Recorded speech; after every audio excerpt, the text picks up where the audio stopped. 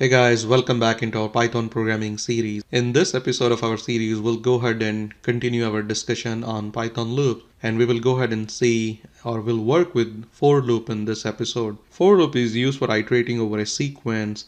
So sequence could be just a simple list, a tuple, dictionary, a set, or a string. Don't worry, some of the things we have not discussed. We will be going over some of these things into the future episodes. The for keyword is just same like any other programming languages for keyword and mostly used in the object-oriented programming. And I kind of find working with the for loop or for syntax or expression very useful if you are dealing with any kind of a string or any other kind of a sequencing. So let me go ahead and show you something pretty quick into the hands-on to get a pretty good idea what are we dealing here and how easy it is to work with the for loops. So let me go ahead and show you something, a use of the for loop. So just like with the while, we had a while and some expression similar with the for, and if you recall in the strings episode we had discussed a couple of keywords in and not in. So I will be showing you the use of the in keyword in this episode. So we'll go ahead and say for. So for kind of indicates, okay, hey, I'm writing my for loop. So now in the for loop, we'll go ahead and use some variable, and this variable is called your iterating variable simply. So let's call this variable just like x. I will say, okay, my variable I'm using is x. So we are saying, okay, for x in, so we are checking is something is inside, and let's go ahead and define or create a string, and I'm calling that string as hello Python. And because we are working with the for loop, so let's go ahead and put a colon, and once you press enter, now again you can go ahead and write some of your code or statements inside the indented block. So now what are we trying to do here?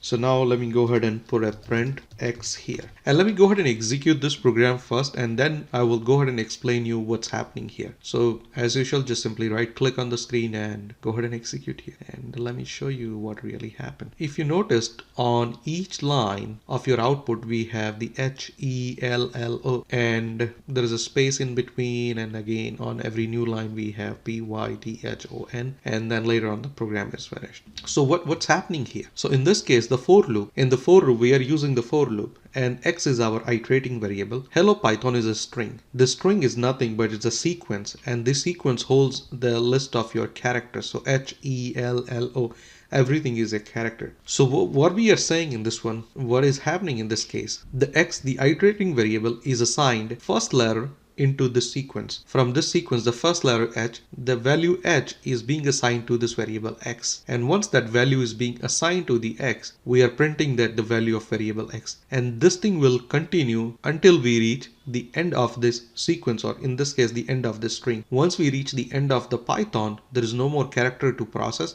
and your for loop will automatically exit from this whole looping thing basically. So let me go ahead and demonstrate you in another different way. So now instead of using a string direct, we can go ahead and define a string. Let's call it my string, and we can go ahead and assign the same value here. We'll say hello Python. So we went ahead and created a variable of string type, and the name of that variable is my string. Now let's loop over this variable using the for loop.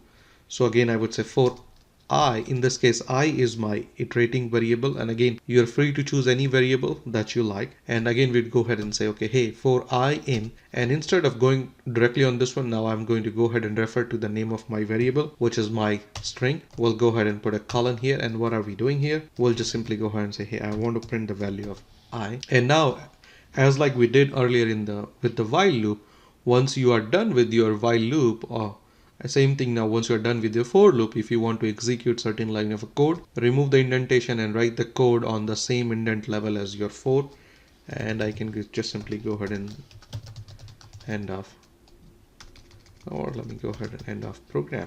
And now let's go ahead and execute this program. It's exactly the same thing, but in this case, using a string directly in the for loop, I'm making use of a variable.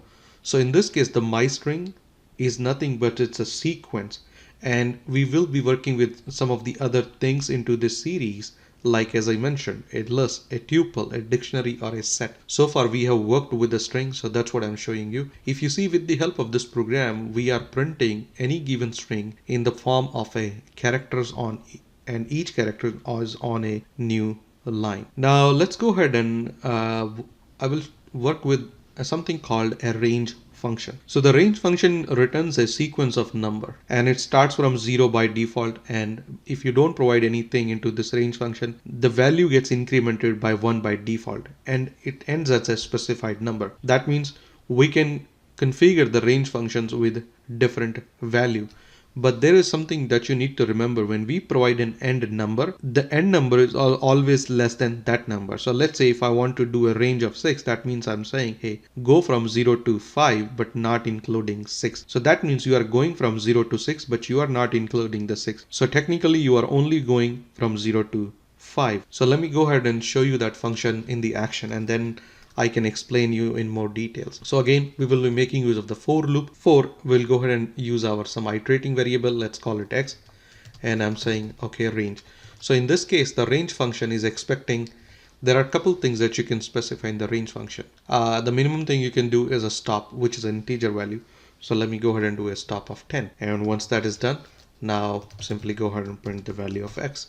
If I go ahead and execute this line of code, let's see what happens. The program went and printed from 0 to 9, but the value was 10. As I indicated, whatever value we specify, the end value is up to that value, but not including that value. So the program went up to 10, but the 10 was never included. So it only printed from 0 to 9.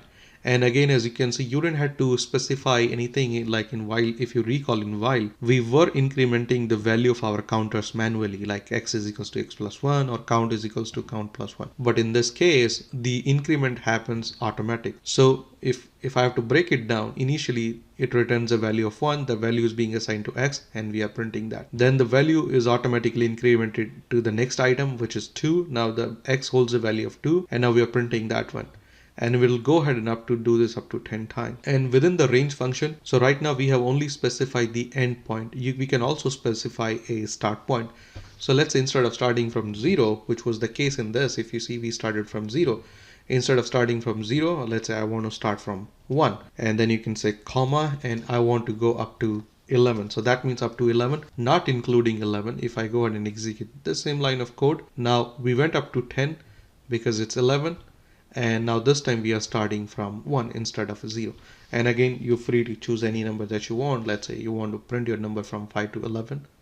Go ahead and change it to 5 to 11. There is another thing, if you have noticed, so far the value is automatically being incremented by 1. There is another thing, you can specify your step value. Let's say you don't want this to be incremented by 1 every time, you want it to be some different number. If I have to execute, let's say I want to go start from 1 all the way to 11, and I want to step by a number of 2. So if I go ahead and execute the same line of code again, we basically went ahead and printed all the odd numbers from 1 to, if I have to say 1 to 11, but again, it's not including 11, so it's up to 1 to 10. So that's how you can make use of the range function to print some numbers. You can specify a start point. You can definitely do an end point. We can also go ahead and specify a that's one of the things that we can work in the for loop. That's the ability of the for loop to work with any kind of a sequence, and we will find this sequence to be very handy when we will work with some of the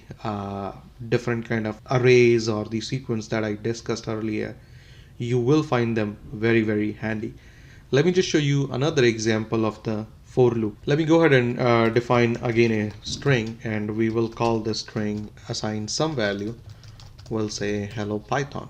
We can do it, this is in different way this time. So now for x is equals to, now we will say, if you recall, we had discussed something called your length function. So we can go up to the length of that function, and you can pass that length to a range function to know the length of your string really. So let me go ahead and calculate the length of my string. So now we have that length. So length is usually starts from 1, but the last element is always -1. So now if we pass that length to the range, that means the range is up to that number, but not including that number. That's what we need. Now we can go ahead and print a different way. I can say print my string, and instead of printing, now I can go ahead and specify the index position. And if we go ahead and execute this program, it's pretty much giving us the same result that we had done earlier, where we just called for x in and we specify the name of my string and we were printing the value of x. but this time we are making use of the index values to fetch the elements out of a string. And you can also do this method or the other way. So hopefully you get the idea behind the for loop, the basic syntax. And don't worry, I'm not just finishing the while loop or the for loop yet. We will be working constantly with the while loop and for loop as we continue to explore some of the different sequence type as we discussed earlier, and I'll go over them one more time. The tuple, dictionary, set. So as we learn some of these things, we will be working over and over again with the while and the for loop, especially the for loop, to iterate over some of these sequence, and you will find them very handy. That'll be for this episode. I will see you in the next episode. Thank you.